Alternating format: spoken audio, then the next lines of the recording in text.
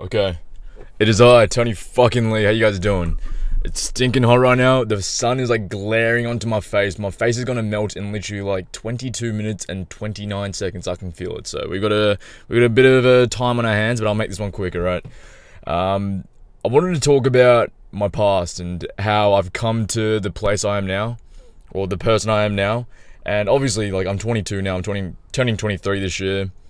And, you know, I think experiences make people, right? But if I had to, like, narrow it down to one experience or one thing that truly changed the way that I thought and perceived and affected my mentality the most, before I even reveal that, let me just take you back to, like, the sort of person I was and why I think it changed me. All throughout just my childhood, I grew up in a very white area. Obviously, by looking at my face, you can tell I'm not white. I'm pasty as fuck right now. I lost my tan. I came from Asia, and I've just been hiding under a shelter, so my tan is just completely gone. So you could think I'm white, but no, my parents are Korean, and we grew up in a very white area. And throughout my childhood, I'd always tell myself, like, oh, it's fine, like, it's all good, like I like being the odd one out. It's fine. But my parents begged to differ. I remember I spoke to my parents one time, and they were literally like, yo, like, there was a time when you were a kid, you'd literally like cry and beg for us to like dye your hair blonde because you wanted it to be like white and fit in. But I don't remember those things. But like, so obviously I was lying to myself, and you know, I was always kind of insecure. And obviously, like, growing up in an environment where you're the odd one out, you're gonna get picked on, bullied. Like, any person of race or of a certain race or color that's an outlier in that community or area, you know you're gonna go through some shit. Like, that's life now. You know, I don't condone it. I'm not saying it's great that people get bullied and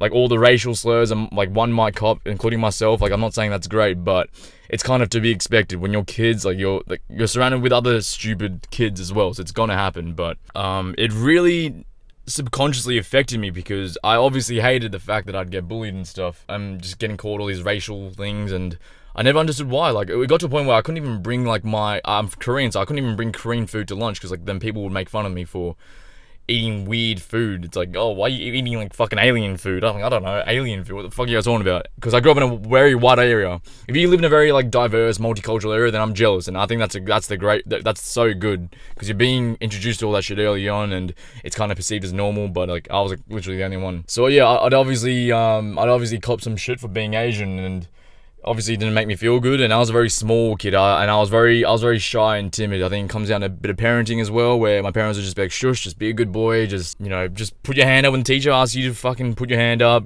When the teacher tells you to be quiet. If someone's bullying you, don't fight back, just tell us, and like, we'll sort it out with the principal. It's like all that's just regular shit that, you know, most parents will do. But what they don't realize is like it doesn't stop the problem. So like, every day I still go into school, and I still like just get fucking bullied for just being Asian, right? Just subconsciously, I learned my way of making myself feel better was not only making fun of myself and like joking around, so pretty much putting my own race down. So when someone would say, hey, chinky, I'm like, yeah, I am yellow, I've got a small dick, like, I'd laugh along with it and make it a joke. Obviously, it's not a good way to deal with it.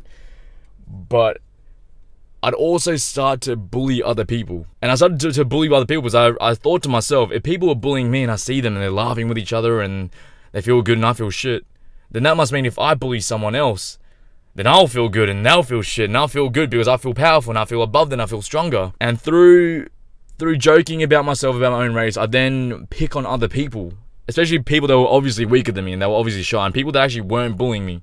It's kind of backwards, right? I'd pick on the people that weren't even bullying me, because the people that were bullying me were much stronger and more intimidating. And this kind of just grew and fed and became like a twisted thing almost. Like, it's just now I just kind of did it just to make myself feel better. If I had a rough day at home, the next day I go to school and I'd make it a point to like pick on someone. And this would go out through all of primary school and including high school as well. And people would like think I'm like the loud, like funny joker, like who would just fucking pick on people and then like laugh with like all the other cool people, right? But deep down I was a sad motherfucker.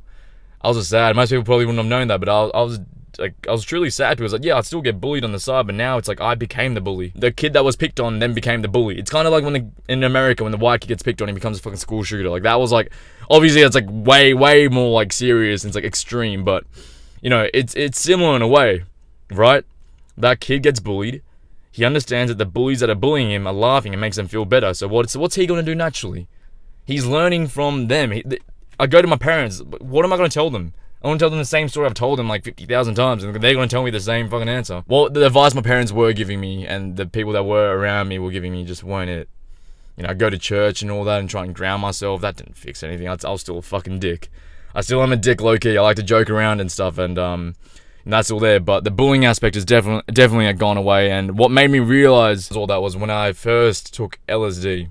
LSD is like a psychedelic for you guys who don't know. It's like a small piece of paper that you put in your fucking mouth, and after an hour or so, like, you'll start seeing all these crazy visuals. Your body will feel a bit lighter. It just kind of feels like you're in an alternate dimension. Like, you're not in the real world almost. Like, things look different. You look at a fucking building and the building will start to melt. You look at trees and it looks like they're breathing and stuff. Like, the colors they start to pop out. You can see different textures as well. And that's why I did, honestly. Like, I was a pretty reckless kid growing up. I was a kid that was like in high school that was graffitiing and like just drinking at an early age. I started drinking when I was like 12, I'm not gonna lie. I definitely hung out with the wrong crowd. So you could kind of see the sort of person I became because I was so deeply insecure. I started surrounding myself with the wrong people to make myself feel better. And those wrong people would bully other people as well, and I'd surround myself with them. And deep down I knew it was wrong, but it felt better than being picked on myself. And obviously with drinking comes like other experiments, like me experimenting with other things, and LSD came about. And the first time I took it, I just took it. I was like, oh yeah, it's fun. It's gonna be so fun. I want to see all these things. And I did not realize how impactful my first two LSD trips are gonna be. No way did I think it was gonna change the way I thought or perceived the world. I became a lot more appreciative. I started to become more loving. I started to realize all these negative qualities about myself. It's crazy. The LSD trip, the experience itself, again, I was with a mate and we're just walking around. Like, we live near a beach that's pretty nice. We have a lot of wildlife, nice, spots where there's just beautiful nature around us. I live in one of the best and beautiful parts in the world. And so we're walking around, looking at nature. It's beautiful. It's all cool. And we've been walking around for a while now. It's like 4, 5, 6 hours deep into this trip. And we're like fully peaking right now. And we're like, all right, there's like and we're walking to like along the beach. I remember there was like a Starbucks. And it was open till late. It must have been like 9 p.m. now. It was a Friday night. I always remember this. And me and my mate, we sit down. And as we sit down, it's like, oh, it's a good rest because our legs are they feel really light and floaty. We've been walking around for a while. Just turned my car engine off, and we've been on LSD. It's nice to sit down and just look around just look around you, take everything in, and we're just like, wow, it's so beautiful. You look at the sky, the clouds look like fucking mushrooms and shit. Like, it's crazy, man. And we sat down at the Starbucks outside, and the breeze is just hitting our face. Just the breeze itself just felt different. I felt like fucking Buddha, bro. I felt like I was nature. And we started talking and like opening up randomly. Just about our goals and the sort of people we were. Literally, we had like one of the deepest conversations. Like, the things you would only tell your closest friends. The things you probably don't even tell to other people, and the things you probably don't even think about yourself, but you subconsciously know deep down. We let everything out. I remember I was telling him how I wanted to become a YouTuber. This was years ago. I was 18 at this time, 22 now. I had this dream of becoming a YouTuber, a content creator. I had this dream of just going to the gym, finally just pushing myself. Like, as I said, going up, being insecure. I didn't even join team sports, bro, because I was so insecure about my race. Isn't that crazy? Like, I wanted to play soccer and football, which I did for a while, and like rugby. And the only reason why I didn't want to do it was because of my race. I thought I was just, again, the odd one out. Like, why they're gonna hate me anyway? I'm not gonna be no good. I'm not gonna be a good player because I'm not white. Like, it's just a fucked up mentality. So I came into this experience, this LSD experience, with this mentality, and something happened. We just opened up. About everything, about our faults, about the shit that I didn't like about myself. He opened up as well. We spoke for like an hour maybe, and we got up, enjoyed the rest of our trip, went home, relaxed, woke up the next morning, called each other, like, whoa, that was a great trip, that was amazing, yeah, everything looks amazing. But then, like, maybe around like a week or 2 weeks later, like, I started to notice, like, the way I thought, the way I the way I started to think about different things, the way I started to look at different things from a different perspective started to completely change. I remember, like, I started to just, like, look at the sunsets and just be like, wow, sunsets are really beautiful, aren't they? I'd look at the ocean. I've lived in the ocean my whole life, and I never once just kind of stood there and looked at the ocean and thought to myself, the ocean is beautiful. I'm so lucky that I'm here and live in one of the best areas of the world. Never. Again, it shows you the sort of person that I was, right? very, very shallow-minded, self-centered, only cared about myself, only cared about making myself feel better. And I started to portray this like outward appreciation towards nature, other people, other things. I started to become more grateful for everything, all because of this one thing. And I didn't realize this yet. It's just the weeks went by after this experience, and I started to notice like the way I started thinking about things were really different. I took a weird interest into like nature and like animals. I remember like I started to just randomly follow all these nature Instagram pages, like nature, animals, follow, and I just scroll for hours just looking at all these like natural wonders of the world, and I just be in awe. I wasn't even tripping anymore. Like, this is just like a few weeks afterwards. I'd become a lot more like loving towards my parents, like whereas before, like I'd be so brash and like didn't give a fuck. Like I'd just say, oh, all right. Like my mum would like just come for a hug or kiss on the. I would do none of that shit, bro. I would show no appreciation. Then all of a sudden, I started to become more appreciative. I'm like, Mum, I love you, thank you. I give her a kiss on the cheek. I had to hug her. All this shit, bro. Started to become like more appreciative towards other people as well, not just my parents. Like, I started to give like compliments. I started to really want to get to know other people, not just think about myself. And then I started to think about like the ways I treated people in the past, and I became so like, I was disgusted with my older self. I'm not gonna lie. I was super disgusted. I started to become so remorseful. Like I haven't done it, and maybe like one day I would, but like, I swear, like I really want to like maybe message those guys I used to bully in high school. And just whenever, and just be like, I'm so sorry. I was a dick. I was doing it because I was fucking even just really sad and miserable with my own life, and I just wanted to feel better about myself, and it was not the right way to do it.